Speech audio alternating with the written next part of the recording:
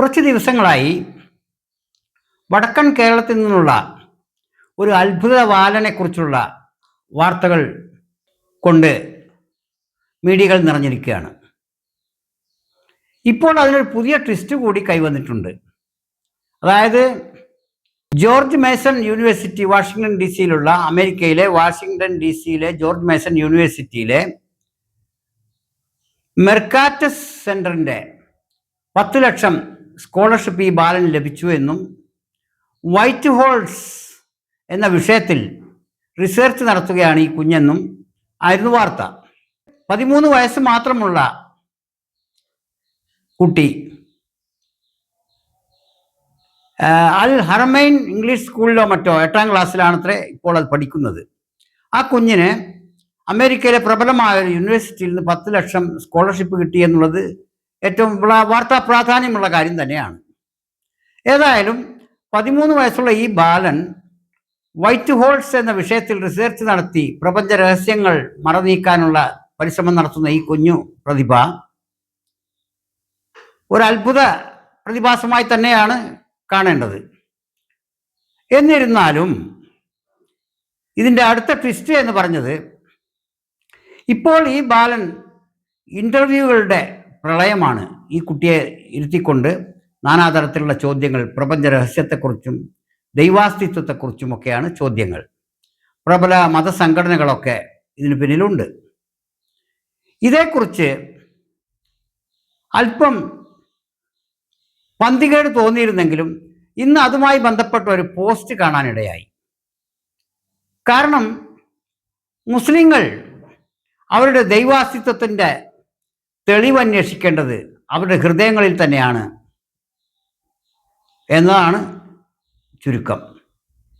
കാരണം ഐൻസ്റ്റൈൻ പറഞ്ഞതുകൊണ്ടോ ഹാബേൽ അൻവർ പറഞ്ഞതുകൊണ്ടോ ദൈവത്തിന് തെളിവാവുകയില്ല.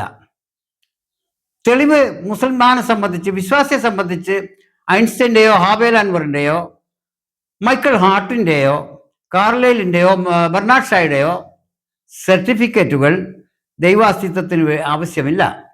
എന്നാൽ അവിശ്വാസികളെ സംബന്ധിച്ച്, ഇസ്ലാമികേതര വിഭാഗങ്ങളായ മുസ്ലിം ദൈവസങ്കല്പത്തെ അംഗീകരിക്കാത്ത കൂട്ടരെ സംബന്ധിച്ചാവട്ടെ, ഐൻസ്റ്റൈൻ എന്നല്ല, അബ്രഹാം ലിങ്കൺ എന്നല്ല, മറ്റാര് തന്നെ എന്ത് സർട്ടിഫൈ ചെയ്താലും അവരൊട്ട് വിശ്വസിക്കാനും പോകുന്നില്ല. ഇതായിരുന്നു ആ പോസ്റ്റിൻ്റെ സാരം. ഇവിടെ കേവലം 13 വയസ്സുള്ള ഒരു കുഞ്ഞിനോട് മത സംഘടനകളുടെ പണ്ഡിതന്മാർ വൈറ്റ് ഹോളിനെ കുറിച്ചുള്ള ചോദ്യത്തിൻ്റെ ഭാഗമായി ദൈവാസ്തിത്വത്തിൻ്റെ സാധ്യതകളെ ആരായുകയാണ്. ആ കുഞ്ഞാകട്ടെ വളരെ നിഷ്കളങ്കമായും അവൻ്റെ പ്രായത്തിന് അതീതമായ പക്വതയും മിതത്വവും കാണിക്കുന്നുണ്ടെങ്കിൽ പോലും കൃത്യമായി മുന്നോട്ട് വരുന്ന ചോദ്യങ്ങൾക്ക് മറുപടി പറയാതെ ഒഴിഞ്ഞു മാറാനുള്ള ഒരു സാഹചര്യം അവനില്ലാത്തത് കൊണ്ടും അവൻ്റെ കുഞ്ഞു അറിവിൻ്റെ പശ്ചാത്തലത്തിൽ വെച്ചുകൊണ്ട് അവൻ മറുപടി കൊടുക്കുന്നുമുണ്ട്. വളരെ യുക്തിഭദ്രമായ മറുപടികളാണ് അവൻ കൊടുക്കുന്നതും. ഇത്തരമൊരു രീതി, അതായത് 13 വയസ്സുള്ള ഒരു കൊച്ചു കുഞ്ഞ് വൈറ്റ് ഹോൾസിൽ റിസർച്ച് നടത്തിക്കൊണ്ടിരിക്കുന്നു, അതിന് അമേരിക്കയിൽ നിന്നൊരു സ്കോളർഷിപ്പ് കിട്ടി എന്ന ഒരൊറ്റ കാരണത്തിൻ്റെ പേരിൽ ഇത്ര ബൃഹത്തായ വൈജ്ഞാനിക പശ്ചാത്തലമുള്ള ഒരു ഇസ്ലാമിനെ കുറിച്ച് ഈ കുഞ്ഞിനോട് അഭിപ്രായം ചോദിച്ച് അവൻ്റെ ശാസ്ത്രീയ അഭിപ്രായങ്ങൾ കേട്ട് ദൈവാസ്തിത്വത്തിന് അംഗീകാരം നൽകേണ്ട ഒരാവശ്യവും ഇസ്ലാം മതത്തിനില്ല. ഇതായിരുന്നു ആ പോസ്റ്റിലെ ചുരുക്കം. അത് ഇതുമായി ഇസ്ലാമിന് മനസ്സിലാക്കിയിട്ടുള്ളവരും പലപ്പോഴായി അവരുടെ ഹൃദയത്തിൽ ഈ ചോദ്യം ഉണ്ടായിട്ടുണ്ടാവും. കാരണം വളരെ കാലം ആയിട്ട് തന്നെ നമുക്ക് കേൾക്കാം, ഇന്റലക്ച്വൽ സർക്കിളുകളിലാണ് പൊതുവായി, അതായത് വിശ്വാസികളുടെ സാധാരണ മതപ്രസംഗക്കാരെക്കാൾ ഇന്റലക്ച്വൽ പ്രാസംഗികരുണ്ട് മതത്തിലെ. ഇസ്ലാം മതത്തിലെ കുറേ ഇന്റലക്ച്വൽ വിഭാഗങ്ങളുണ്ട്. അവരാണ് പൊതുവായി യൂറോപ്പിലും ഓറിയന്റലിസ്റ്റുകളിലും പെട്ട ആളുകൾ ഇസ്ലാമിനെക്കുറിച്ച്, പ്രവാചനെക്കുറിച്ച്, ഇസ്ലാമിക ദൈവസങ്കല്പത്തെക്കുറിച്ച് അഭിപ്രായം പറഞ്ഞത് ഉദ്ധരിക്കാറുള്ളത്. യഥാർത്ഥത്തിൽ മറ്റേതൊരു ദൈവസങ്കല്പത്തെയും പോലെയല്ല ഇസ്ലാമിക ദൈവസങ്കല്പം. ഇസ്ലാമിക ദൈവസങ്കല്പം മാത്രമല്ല, ഇസ്ലാമിക വിശ്വാസവും വളരെ വ്യതിരിക്തമായ ഒരു രീതിയാണ് അത് കൈക്കൊള്ളുന്നത്. അതായത് പുറമേ നിന്നുള്ള കൂടുതൽ കൂടുതൽ സർട്ടിഫിക്കറ്റുകൾ അന്വേഷിച്ച് നടക്കുന്നതല്ല യഥാർത്ഥ മതവിശ്വാസി.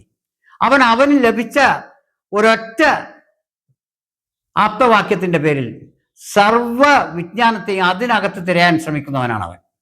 അതായത് പ്രപഞ്ച രഹസ്യങ്ങളെക്കുറിച്ച് ആരായാനുള്ള അവന്റെ വ്യഗ്രത നിലനിൽക്കെ തന്നെ ഭൗതിക ലോകത്ത് വിശ്വസിക്കാത്ത ആളുകളിൽ നിന്നുള്ള സർട്ടിഫിക്കറ്റുകൾ വിശ്വാസികളെ സംബന്ധിച്ച് അനാവശ്യ കാര്യമാണ്.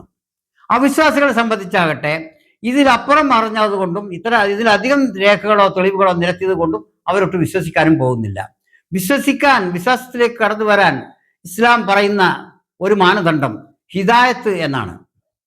അതായത് ദൈവകൃപ, ദൈവികതയുടെ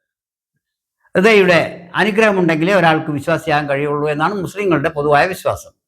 അതിൻ്റെ വിശ്വാസ തലങ്ങൾ അവിടെ നിൽക്കട്ടെ.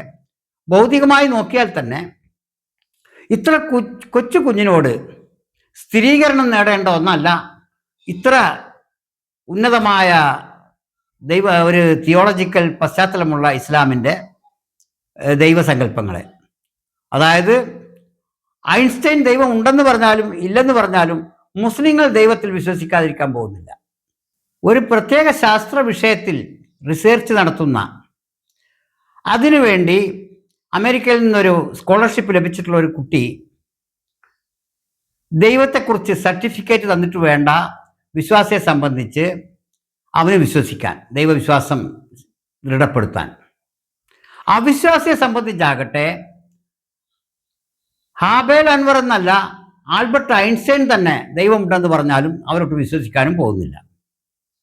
ഈ പശ്ചാത്തലത്തിലാണ് ഈ കൊച്ചു കുഞ്ഞിനെ തുമ്പിയെ കൊണ്ട് കല്ലെടുപ്പിക്കുന്നത് പോലെ അവനെ കൊണ്ടു നടന്ന് ഇന്റർവ്യൂകൾ നടത്തി അവൻ്റെ ഏകാഗ്രതയും അവൻ്റെ ശാസ്ത്ര ബോധത്തിലുള്ള അവൻ്റെ ആകാംക്ഷയും അത് ശിഥിലീകരിക്കപ്പെട്ടു പോകരുത് എന്നേ നമുക്കിത് കൊണ്ട് ഉദ്ദേശിക്കുന്നുള്ളൂ.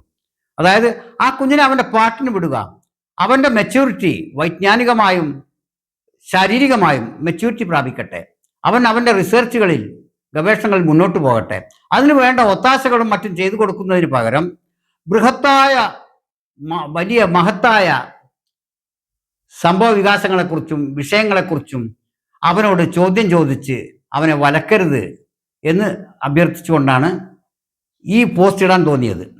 അത് തന്നെയാണ് ഇന്നത്തെ ഒരു ഫേസ്ബുക്ക് പോസ്റ്റിലും എനിക്ക് കാണാനിടയായത്. ഒരു വ്യക്തി അതിൽ ഊന്നിപ്പറഞ്ഞത് കൊച്ചു കുഞ്ഞല്ലേ, അവൻ്റെ വിജ്ഞാനത്തിന് വില വെക്കേണ്ട എന്നുള്ളതല്ല പറഞ്ഞത്. അവനെ ഡിസ്റ്റർബ് ചെയ്യരുത്, അവൻ്റെ വൈജ്ഞാനിക പാതയിൽ മുന്നോട്ട് പോകാനുള്ള എല്ലാ അവസരങ്ങളും ഒരുക്കി കൊടുക്കുക. അവന് ഈ സ്കോളർഷിപ്പ് കിട്ടാൻ സഹായകമായത് നമ്മുടെ മെർക്കാറ്റസ് സെൻറ്ററിലെ റിസർച്ച് ഫെലോ ആയ ശ്രുതി രാജഗോപാലൻ എന്നൊരു മഹതിയാണെന്നും കേൾക്കുന്നു. ഏതായാലും അതിൻ്റെ വിശദീകരണങ്ങളിലേക്ക് നമുക്ക് കടക്കുന്നതിന് മുമ്പ് പ്രധാനമായി ഹാബേൽ അൻവർ എന്ന കുഞ്ഞിനെ അവൻ്റെ പാട്ടിന് വിടുക, അവന് അവൻ്റെ റിസർച്ച് മേഖലയിൽ അവന് ചെയ്തു കൊടുക്കാവുന്ന സഹായങ്ങൾ അവന് എത്തിച്ചു കൊടുക്കുക. അതല്ലാതെ അവനോട് ദൈവത്തെക്കുറിച്ചോ മതത്തെക്കുറിച്ചോ മതാനുഷ്ഠാനങ്ങളെക്കുറിച്ചോ ക്ലാരിഫിക്കേഷൻ, ശാസ്ത്രീയ തെളിവ് ചോദിച്ച് അവനെ ബുദ്ധിമുട്ടിക്കാതിരിക്കുക. ഇത്രയേ ഉള്ളൂ നമുക്ക് പറയാനുള്ളത്.